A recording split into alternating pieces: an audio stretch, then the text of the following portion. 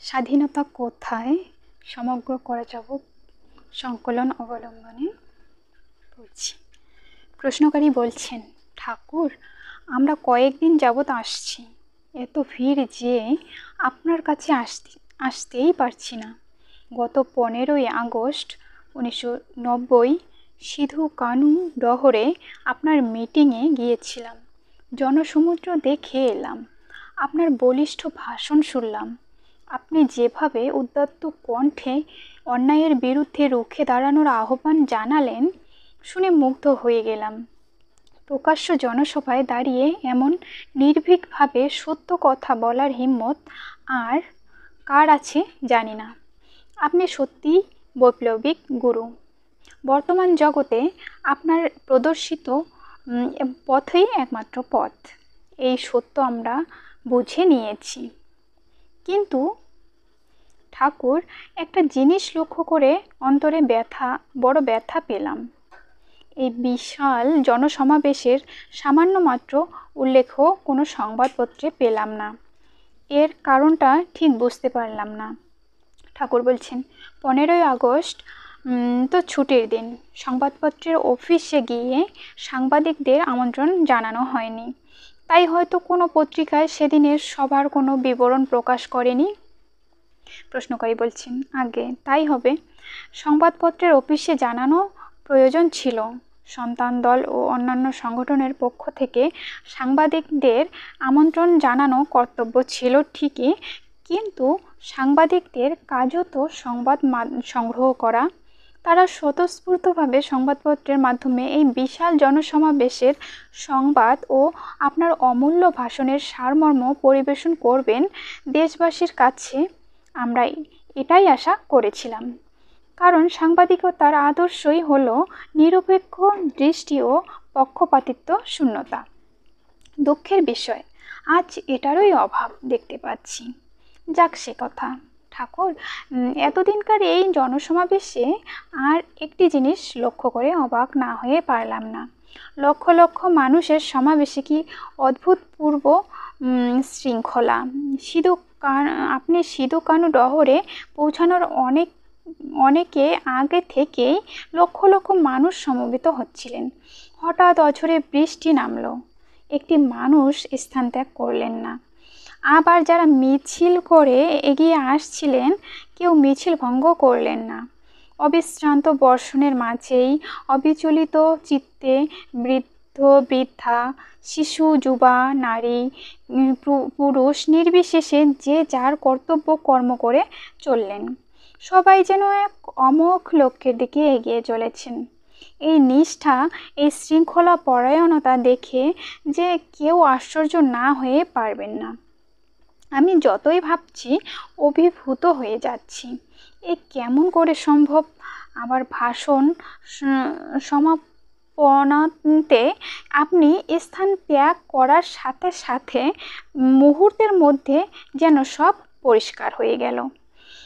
ধ্যান গম্ভীর চিত্তেই যেন ধীরে ধীরে যে যার গন্তব্যস্থলে চলে গেলেন। আপনার কঠোর ব্যক্তিত্ব, আপনার গভীর স্নেহ, মমতা ও ভালোবাসা দিয়েই আপনি সকলের অন্তর জয় করে রেখেছেন। আপনাকে যতই দেখছি আনন্দে আপ্লুত হয়ে কি যে বলবো বুঝতে পারছি না। ঠাকুর, আজ আমাদের অনেক কথা বলতে ইচ্ছে করছে। ঠাকুর বলছেন, তোমাদের কথা শুনতে কোনো আপত্তি নেই, কিন্তু জানোই তো আমার সময়ের বড় অভাব। সকাল থেকেই দর্শনার্থী আসতে শুরু করেছে। তোমরা কি জানতে চাও? একটি একটি করে বলো। এই স্বল্প সময়ের মধ্যেই যথাসাধ্য উত্তর দিতে চেষ্টা করব। প্রশ্নকারী বলছেন, আগে গত মাসের কড়া চাবুকে স্বাধীনতার হিসাব চাই, এই শিরোনামায় স্বাধীনতা সম্পর্কে আপনার কিছু বক্তব্য প্রকাশিত হয়েছে। স্বাধীনতার সম্পর্কে আরেকটু বিশদভাবে আমরা জানতে চাই। ঠাকুর বলছেন, আলোচনা চক্রের অধ্যক্ষ RKC আমাকে জিজ্ঞাসা করেছিল, বেদভিত্তিক সাম্যবাদের দর্পণে স্বাধীনতার সংজ্ঞা কী? আমি বলেছিলাম পরে বলবো। প্রশ্নকারী বলছেন, আগে হ্যাঁ, গত মাসের কড়া চাবুকের শেষাংশে সেটিও আমরা পাঠ করেছি। ঠাকুর বলছেন, এখন তোমাদের প্রশ্নের উত্তর দেব। না আর কে ছি এর প্রশ্নের উত্তর দেব বলো তো? আর কে ছি আগে জিজ্ঞাসা করেছে, ওর প্রশ্ন সম্পর্কেই আগে বলি কেমন? প্রশ্নকারী বলছেন আগে, একই কথা, তাই হোক। ঠাকুর বলছেন একটু নিবিষ্ট মনে ভাবতে চেষ্টা করো, একই সূর্যের ঔরসে, একই পৃথিবীর মায়ের গর্ভজাত সন্তান আমরা, অর্থাৎ এই পৃথিবীর প্রতিটি মানুষ, প্রতিটি প্রাণী, এই জীবজগৎ এর আগে কি ছিল সে বিষয়ে এখানে কোনো আলোকপাত করছি না। সে বিষয় নিয়ে আলোচনা করতে হলে সম্পূর্ণ আলাদা বিষয়বস্তু, আলাদা ব্যাপার। সমূহ সূর্যকে কেন্দ্র করেই কথা বলছি। সূর্য হতে সৃষ্ট এই জীবজগৎ, এই পরিদৃশ্যমান জগৎ, আমাদের বাপ ঠাকুরদা থেকে শুরু করে পূর্বপুরুষের ধারা ধরে ধরে এতকাল আমরা বসবাস করে আসছি এই পৃথিবীর বুকে। আমাদের পৃথিবী তো একটি, কিন্তু কথায়, বার্তায়, ভাষায়, আচরণে বিভিন্ন সময়ে বিভিন্নভাবে পৃথিবীটাকে মুখে মুখে প্রয়োজন ভিত্তিক বিভক্ত করা হয়েছে। এই পৃথিবীর বুকে আছে এশিয়া, ইউরোপ, আফ্রিকা, আমেরিকা প্রভৃতি 6টি মহাদেশ। আছে নানা বৈচিত্র্যে ভরা ভারতবর্ষ নামে আমাদের এই উপমহাদেশ। আছে নানা দেশ প্রদেশ, বিশাল সমুদ্র, নিবিড় অরণ্যানী, আরও কত কী। কালক্রমে ভাগে ভাগে বহুধা বিভক্ত হয়েছে এই পৃথিবী আমাদের নিজেদের সুবিধার্থে। মূলত পৃথিবী কিন্তু বিভক্ত হয়নি, বিভক্ত হলাম আমরা নানা বিভাগ সৃষ্টি করে একে অপরের থেকে বিচ্ছিন্ন হয়ে গেলাম। পৃথিবী আগেও যা ছিল এখনও তাই রইল। একটা বিরাট বিরাট আকার মাটির তাল এই পৃথিবী। মাটির এই তালটাকে মুখের কথায়, কাগজে কলমে, লেখায় ভাগাভাগি করা হয়েছে। আবার বলছি, পৃথিবী ভাগ হয়নি, ভাগ কোনো দিনই হবে না, একে ভাগ করা যায় না। কিন্তু আমাদের দুর্ভাগ্য যে আমরা ভাগ করে ফেলেছি। তা না হলে পৃথিবীতে আজ একটি জাতি থাকতো, সেটি হলো জীবজগতের জীবজাতি। এমনিতে সাধারণত পৃথিবীর সমস্ত জীব জাতিকে নিয়েই এক জাতি। তার থেকে আকৃতি অনুযায়ী বিভিন্ন জাতির নামকরণ করা হয়েছে, যেমন মনুষ্য জাতি, ব্যাঘ্র জাতি, সিংহ জাতি, হস্তি জাতি ইত্যাদি। এখন কথা হলো, আকৃতির সাদৃশ্য অনুযায়ী যে যে জাতির সৃষ্টি করা হলো মুখে মুখে, সেখানেও যদি মনের প্রসারতার পরিচয় দিতে পারত, তবে আজ থাকতো মানুষ জাত এক জাত, ব্যাঘ্র জাত এক জাত, সিংহজাত এক জাত ইত্যাদি। বনে জঙ্গলে আকৃতি অনুযায়ী এক এক জাতই রয়ে গেল, কিন্তু আমাদের মধ্যে মানব জাত এক জাত এই কথাটাই শুধু রইল। কার্যত বহু জাতির সৃষ্টি হয়ে গেল কাগজে কলমে, আর সেই পরিণতিরই খেসারত দিচ্ছি। সব দিক থেকেই যে আমরা ভুগছি, এটাই তার অন্যতম কারণ। মানুষে এত বিভেদের ফলে জাতিগত, নীতিগত, দেশগত সর্বত্র ভাগাভাগির শুরু হয়ে গেল। সমগ্র ইউনিভার্সটাই চলছে ম্যাথমেটিক্সের পথে। আমরা সেই ম্যাথমেটিক্সের কোর্সে ভুল করে সর্বত্র চলছি। অঙ্কের ফলে যে ভুল করছি সেটা এখন বুঝতে পারছি। তাই কারোর সাথে কারো বনিবনা নেই কোনো দিকে, যাহা আছে এখনো পশু পাখিতে। কিন্তু যদি এমন হতো পৃথিবীতে থাকতো মানুষ জাতি এক জাতি, আর পৃথিবীর সবাই থাকতো মিলেমিশে এক একান্নবর্তী পরিবারের মতো, তাহলে কত সুন্দর হতো বলো তো। অন্তত ব্যাপকভাবে এই একান্নবর্তী পরিবারের চিন্তাও যদি থাকতো সকলের অন্তরে, তবে মনে হয় এই কুৎসিত হানাহানি, মারামারি ও কলহ বিবাদের হাত থেকে অনেকটা রক্ষা পাওয়া যেত। আগেই বলেছি, পৃথিবীটাকে মহাদেশ, উপমহাদেশ ও নানা দেশে বিভক্ত করার ফলে ভাষাগুলো ভাগাভাগি হয়ে গেছে। এতগুলো ভাষায়, আচরণে, ব্যবহারে সবটাই আজ ভাগাভাগিতে পড়ে গেছে। এত ভাষা ভেসে আসতো না প্রথম থেকেই। যদি একটি ভাষা প্রচলিত থাকতো, কারণ তাহলে যে যত ভাষাই ব্যবহার করুক না কেন, সব ভাষা মুছে গিয়ে ওই একটি ভাষার স্থায়িত্ব লাভ করত। একটি শিশু কোন দেশের ভাষার অধিকার নিয়ে জন্মগ্রহণ করে না। একটি শিশু কোনো দেশের ভাষার অধিকার নিয়ে জন্মগ্রহণ করে না, তাকে যে ভাষা শিখাও সে সেটাই ধরে নেয়। মানুষের মাঝে যখন ভাষার প্রচলন হয়নি, নিয়মিত ভাষার আদান প্রদান যখন ছিল না, সেই সময়ে আকার, ইঙ্গিত, ইশারা এগুলোই ভাষার কাজ করত।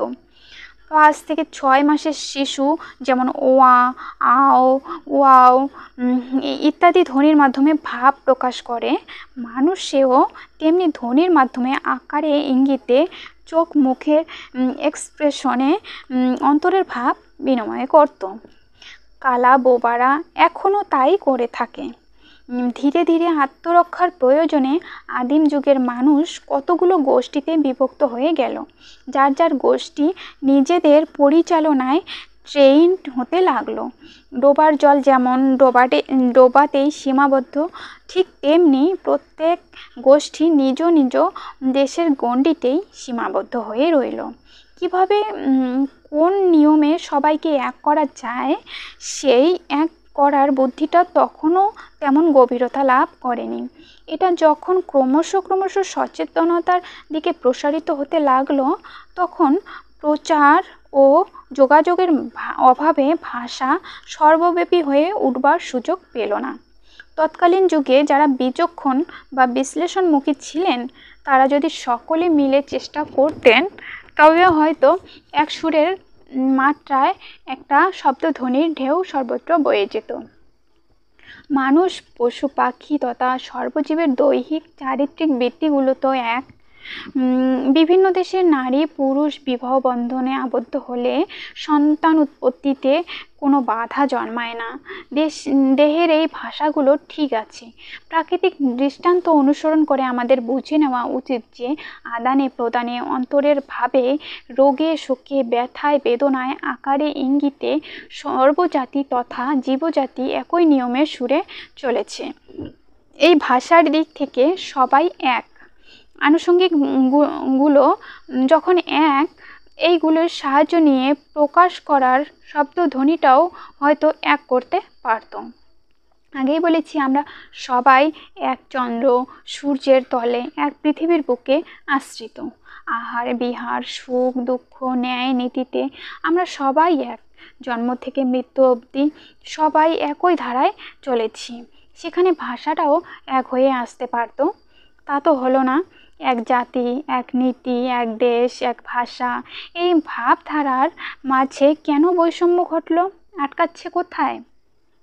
দেশগত, জাতিগত, নীতিগত দিক থেকে বাধা আসছে, তার ফলটা আমরা ভুগছি। আগেই বলেছি, পৃথিবীটা তো গোল।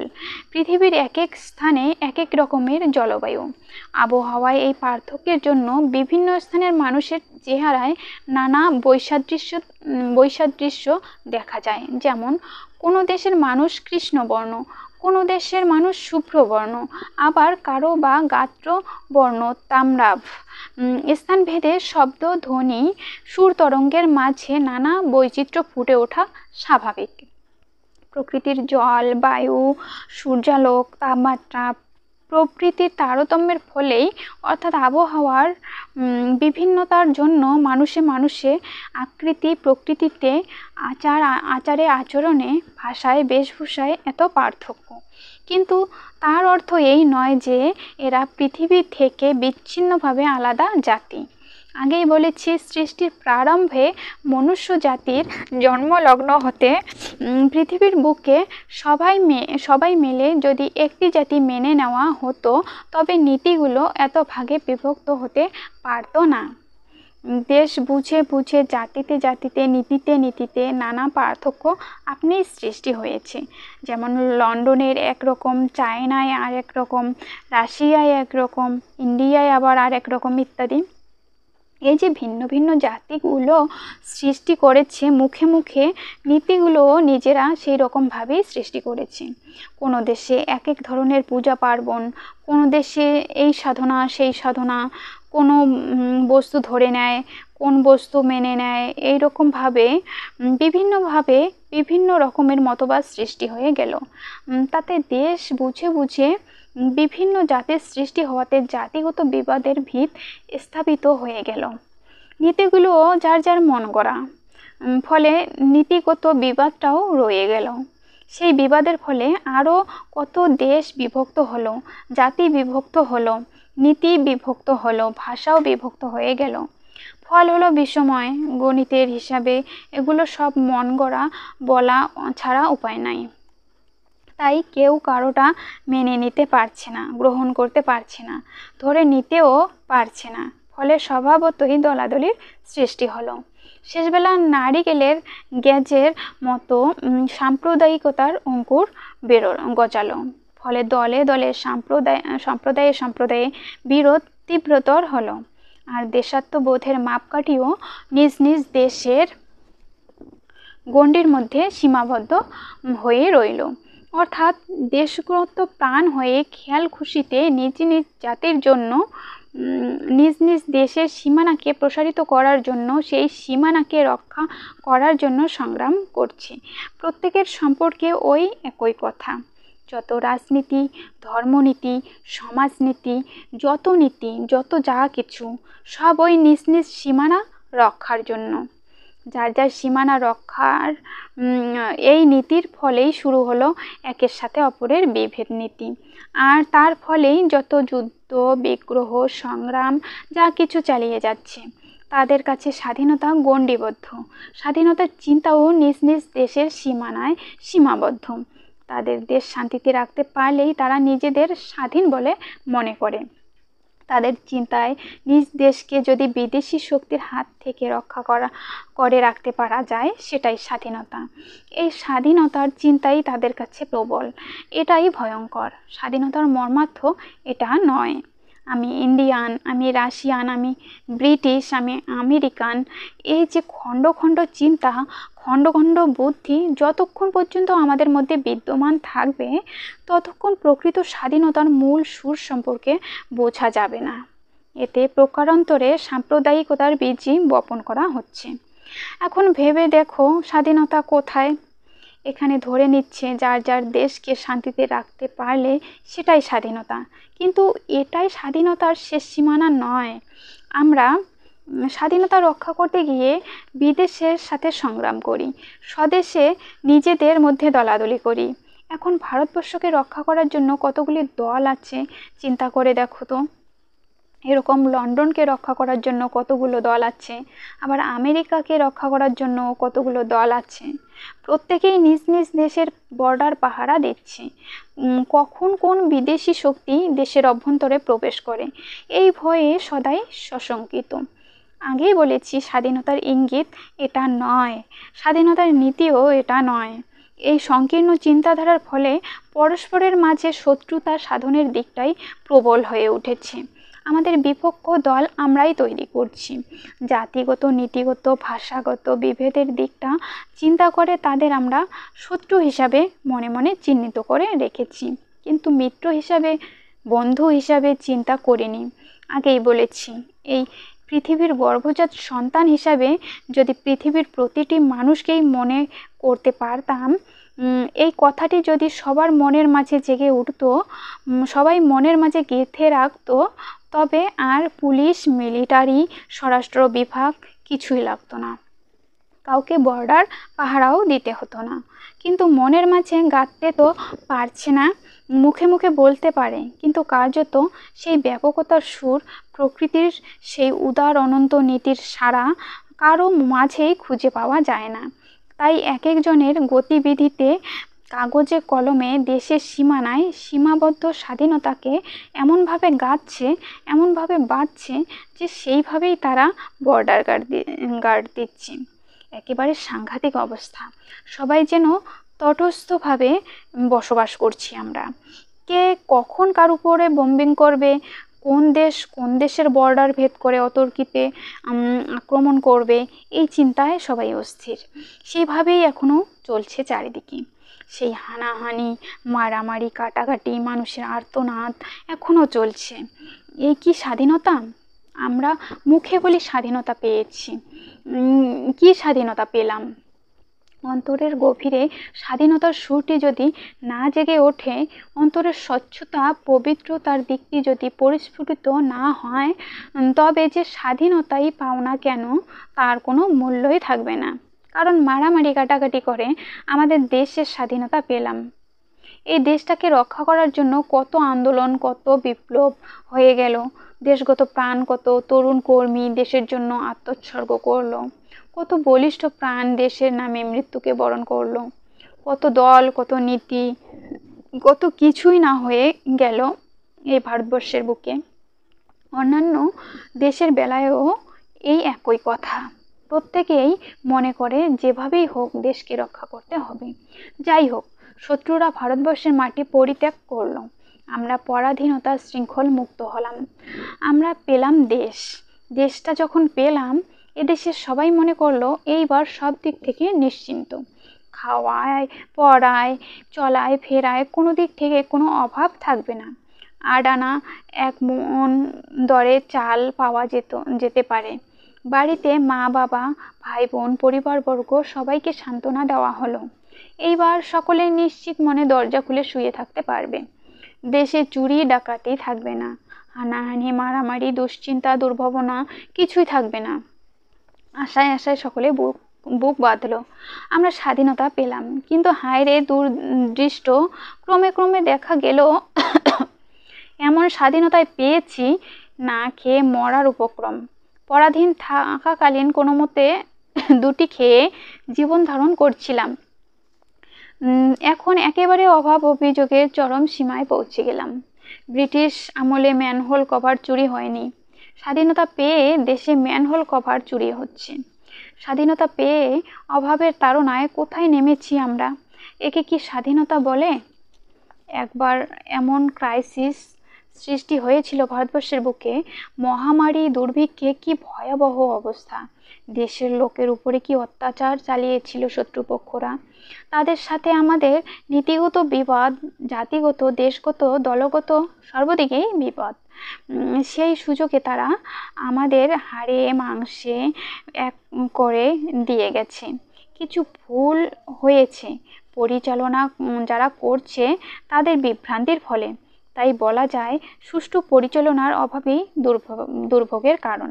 যাই হোক, অনেক কষ্ট সহ্য করে, অনেক ত্যাগ স্বীকার করে স্বাধীনতা যখন পেলাম, স্বাধীনতার সে আনন্দ ভাষায় ব্যক্ত করা যায় না। মনে করলাম পৃথিবীর সবাই তো আমরা এক হতে পারলাম না, পৃথিবীতে সকলের এক হওয়ার মতো কিছুই আর রইল না। ব্যাপকতার সুর হতে বিচ্ছিন্ন হয়ে প্রত্যেকে নিজেদের সর্বনাশ নিজেরাই ডেকে আনছে। এখন ভারতবর্ষের জনগণ আমরা সবাই একান্নভুক্ত পরিবারের মতো হয়ে গেলাম। মনের আনন্দে জনগণ রাস্তায় ঘাটে ফুল গাছ, ফল গাছ, নানা রকম গাছ গাছরা পুঁততে শুরু করেছে। বাড়িতে বাড়িতে আনন্দের সাড়া পড়ে গেছে। কি যে তারা পেল, কি যে বুঝলো বলা মুশকিল।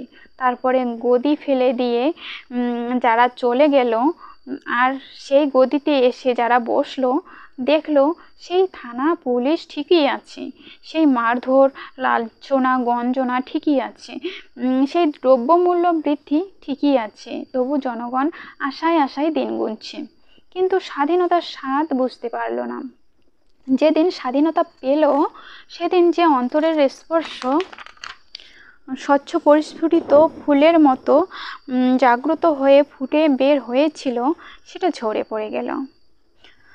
কারণ এদেশের যেসব মানুষ অত্যাচারী ব্রিটিশের সহায়ক রূপে কাজ করেছিল, যাদের সহায়তায় ব্রিটিশ এদেশে নির্মম অত্যাচার চালিয়েছিল, সেই ধরনের মানুষ তখনও কর্মক্ষেত্রে ছিল। তারা সেই পলিসিতেই শাসন করে গেছে।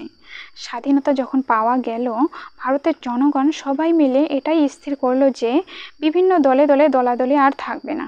ভারতের বুকে থাকবে একটিই দল, ভারতের দল। সেই দল শতদল, সহস্র দল। যেমন একটি শতদলে থাকে সহস্র দল বা পাপড়ি, তেমনি একটি দলে সংযুক্ত থেকে ভারতবর্ষের সবাই সহস্র পাপড়ির মতো বিকশিত হয়ে কর্মক্ষেত্রে ঝাঁপিয়ে পড়বে। কিন্তু কার্যত সেই পাপড়িগুলো খুলে খুলে দেখা গেল ভিন্ন ভিন্ন দল হয়ে গেছে। এটাই ভারতবর্ষের কাল হলো। যদি একটা দল থাকতো, এক পথ, এক মত, এক নীতি থাকতো, কোনো রকম আঁচড় লাগতো না। ভারতবর্ষকে ধ্বংসের পথে আমরাই নিয়ে যাচ্ছি, কতগুলো দল সৃষ্টি হয়ে গেল। এখন জনগণের সুখ সুবিধার কথা চিন্তা করার সময় নাই, ভারতবর্ষের উন্নতির দিকে লক্ষ্য করার সময় নাই। এখন চলছে শুধু দলাদলির পালা। কে কাকে দাবিয়ে রাখবে, কে কার উপরে টেক্কা দেবে, কে কোন মত নিয়ে চলবে, কে কটা পকেট ভরবে, কে কোন দিকে কতটা গুছাবে, শুধু সেই চেষ্টা।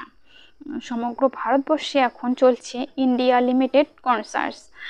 তার মাঝেই ডিরেক্টর, ম্যানেজিং ডিরেক্টর, ক্যাশিয়ার সব আছে। সম্পূর্ণ একটা দেশের মধ্যে যে স্বচ্ছতাটা ছিল, সেই স্বচ্ছতা এখন নাই। এখন চলছে বেশিরভাগই পুরোপুরি দলীয় স্বার্থনীতি। রাজনীতি নিয়ে বিভিন্ন দলের মাঝে যে একটা বিচ্ছিন্নতার সৃষ্টি হবে, এতটা দলাদলিতে পরিণত হবে, চিন্তা করা যায় না। দেশগত প্রাণ যারা, তাদের বেশিরভাগই যে এমন করতে পারে, ভাবতে কষ্ট হয়। কিভাবে যে সর্বনাশ করছে দেশের সমস্ত জনগণের অর্থ নিয়ে যেভাবে ছিনিমিনি খেলা চলছে, জনগণের অর্থ যেভাবে অপচয় করে চলেছে, ভাষায় ব্যক্ত করা যায় না। কথায় কথায় বলছি, অন্য কোনো গ্রহ থেকে যদি কেউ আমাদের দেখতে আসে, বলবে আকৃতিতে এরা মানুষ, বাকিটা আর বললাম না। আমাদের একটা দ্বীপে রেখে দিয়ে ভারতবর্ষকে সাজিয়ে দিয়ে যাবে। আমাদের কাণ্ডকীর্তি দেখে অবাক হয়ে শুধু ভাববে এরা কোথায় আছে, কিভাবে চলছে। বর্তমানে যে পরিস্থিতির সৃষ্টি হয়েছে, ভারতবাসী ধীরে ধীরে আত্মরক্ষার বিপ্লবের পথেই অগ্রসর হচ্ছে। এছাড়া আর কোনো উপায় নাই। যেদিকে তাকাও, কোনো দিকে কোনো সুরাহা নাই, সুব্যবস্থা নাই। যে কোনো পরিকল্পনা, যে কোনো ব্যবস্থার প্রচেষ্টা, তার থেকেই সরটা নাই। এটাই বেশিরভাগ ক্ষেত্রে দেখা যাচ্ছে। আগেই বলেছি, এখন চারিদিকে শুধু দলাদলি। কে কার মধ্যে যে দেশাত্মবোধ আছে, কে যে দেশগত প্রাণ, কিছুই বোঝা যায় না। স্বাধীনতার সেই সুর কার মধ্যে যে আছে, ভাবতে হবে। তাই ভিতরের স্বাধীনতা জাগ্রত হওয়া দরকার। অন্তরের অন্তঃস্থলে চিন্তায়, ভাবনায়, জ্ঞানে, বুদ্ধিতে, বিচার বিবেচনায় স্বাধীনতার মর্মার্থ উপলব্ধি করা দরকার। যদি কান পেতে শুনতে পাবে ভারতের ঘরে ঘরে, প্রায় প্রতিটি পরিবারে অসহায় জনগণের অন্তর অনুশোচনা, অনুতাপ, দুঃখ, ব্যথা আর বেদনায় ভরা। যারা বিভিন্ন উপায়ে অর্থ উপার্জন করছে, তারা ভীত। কখন ধরা পড়বে তাদের অর্থ নেই, অভাবের তাড়নায় তারা আতঙ্কগ্রস্ত। কাল কি খাবে। যারা দু হাতে অর্থ লুটপাট করছে, যেভাবে পারে অর্থ সঞ্চয় করছে, তারাও সদাই আতঙ্কিত। কারণ তারা জানে শীঘ্রই তাদের বিপদ ঘনিয়ে আসছে। তাই বলি, প্রতিটি বিষয় গভীরভাবে লক্ষ্য করে যাও। এই পৃথিবীতে কারো মাঝেই যথার্থ সুখ শান্তি দেখতে পাবে না। আর স্বাধীনতার সংজ্ঞা খুঁজতে গেলে এই জীবনে এমনিতেই খুঁজেও পাবে না। কারণ যারা ঘর সংসার ত্যাগ করে, স্ত্রী পুত্র ত্যাগ করে অন্যত্র যায়, তারা স্বাধীন নয়। যারা বনে জঙ্গলে গিয়ে সাধনা করে, তারাও স্বাধীন নয়। আবার যারা অর্থ উপার্জন করে, ঘর সংসার করে, তারাও নিজেদের স্বাধীন বলতে পারে না। এই পরিপ্রেক্ষিতে বলা যায়, যতক্ষণ পর্যন্ত টেনশন থাকবে, ততক্ষণ স্বাধীনতা বুঝতে অসুবিধা হবে।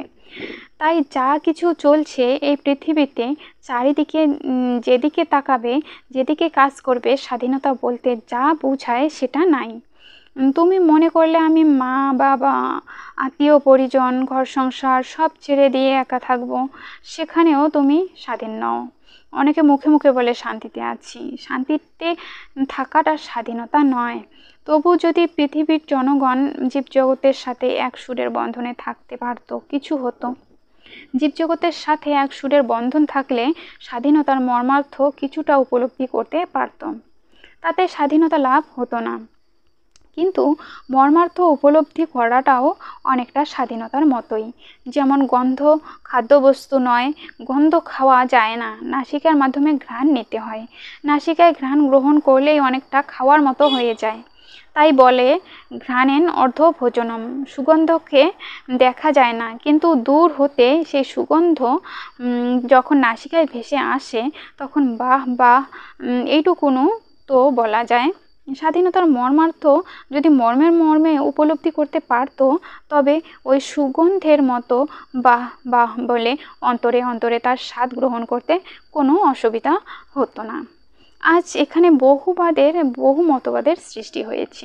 নানা রকমের এই বাদাবাদির ফলে শেষবেলা বিবাদটাই অঙ্কের ফল হয়ে দাঁড়িয়েছে। আবার বলছি, আজকের যুগে যত বাদ আছে, যত মত, যত পদ আছে, বাদে বাদে যত বাদাবাদি বাকবিতণ্ডা চলছে, ফলটা বিবাদ। কোনো দিনই কারোর সাথে পুরোপুরি মিল হচ্ছে না। স্বামী, স্ত্রী, পুত্র সবার মধ্যে বিবাদ। বাইরে যত মিল দেখাতে যাচ্ছে, ভিতরে ভিতরে বিবাদ কিন্তু থেকেই যাচ্ছে। আরও গভীরভাবে চিন্তা করো, নিজের দেহের অভ্যন্তরে নিজে যে বসবাস করছো তার মধ্যেও বিবাদ চলছে, মনের সাথে দ্বন্দ্ব চলছে, মন কষাকষি চলছে, আবার মিল আনার চেষ্টা চলছে, তার মধ্যে অহরহ যুদ্ধ চলছে। দেহের ভিতরে সংগ্রাম চলছে কতভাবে, কত রকমের চিন্তা অনুক্ষণ দগ্ধ করছে। লেখাপড়ার চিন্তা, অর্থোপার্জনের চিন্তা, অসুখ বিসুখের চিন্তা, কর্তব্যের চিন্তা, দলের চিন্তা, দেশের চিন্তা, এদিকে ওদিকে সেদিকে কোনটা ত্রুটি হলো, কে কোন দিকে ফ্যাসাদে ফেললো, হাজার হাজার চিন্তা ব্যতিব্যস্ত করছি ভিতরে। বাইরে থেকে দেখে কেউ বোঝে না ভিতরে কি চলছে, এগুলি সামাল দিতে পারছি না। স্বাধীনতা তো আরও পরবর্তী কথা। বাইরে স্বাধীনতার জন্য চিৎকার করলে ইনকলাব জিন্দাবাদ, বন্দে মাতরম, যার যা খুশি ধ্বনি দিলে ভালো কথা, এগুলো করতে হয় করবে, কিন্তু নিজের ভিতরের চিৎকারটা কি দেবে? প্রত্যেকের নিজের ভিতরে যে দ্বন্দ্ব চলছে, বহু রকম দ্বন্দ্ব, তার সমাধান কোথায়? প্রথম পর্ব এই পর্যন্তই। রামনারায়ণ।